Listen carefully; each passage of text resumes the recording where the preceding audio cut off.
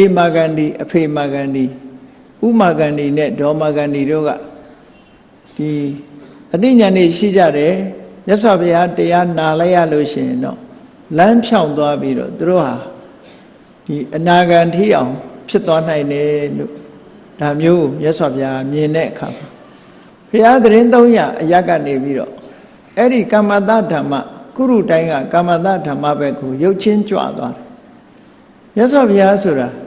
တရားရီချစ်ချွတ်ဖို့ဘုရားဖြစ်ရောက်လာတာကိုဒါကြောင့်မို့လို့အဲ့ဒီကျွတ်တန်းဝင်မဲ့ပုံကိုယ်တွေရှိရဘလောက်ဝေးဝေးကြွလေရှိကြ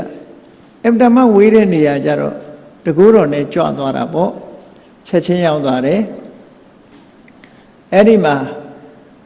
ကမ္မတဓမ္မနာကတောအုပ်ထဲမှာမြတ်စွာဘုရားတစ်ပင်တစ်ပင်အောက်မှာထိုင်နေတယ်မနေ့စောစောအိန္ဒိယနိုင်ငံကလူတွေကဓမ္မပဒထက္ကရာထဲမှာဆိုထားတာကတော့ဒီမာဂန္ဒီဆိုတဲ့ပုံနာကြီးကမိပူဇော်တဲ့အလုပ်ကိုလုပ်တယ်မိပူဇော်တယ်ဆိုတာဗမာပြည်ကလူတွေဒါတော့သိချင်မှသိမယ်နော်သူတို့မိပူဇော်တယ်ဆိုတာကမိထဲမှာထောပတ်တွေပါတွေလောင်းပြီးတော့ဗြဟ္မာကြီးကိုပူဇော်တဲ့မိပူဇော်တာဖယားမိပူဇော်တာမဟုတ်ဘူး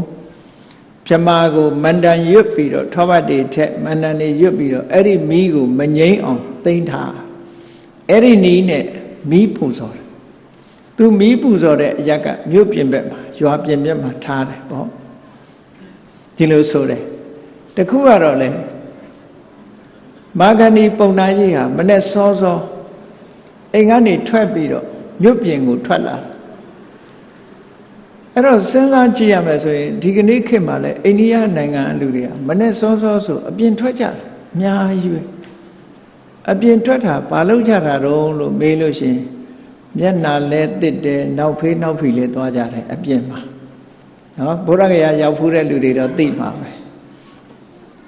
ဘုရားကရာရောက်ဖူးတဲ့လူတွေဒီအကြောင်းကိုနားလဲတယ်မရောက်ဖူးတဲ့လူကတော့နားလဲမှာမဟုတ်ဘူး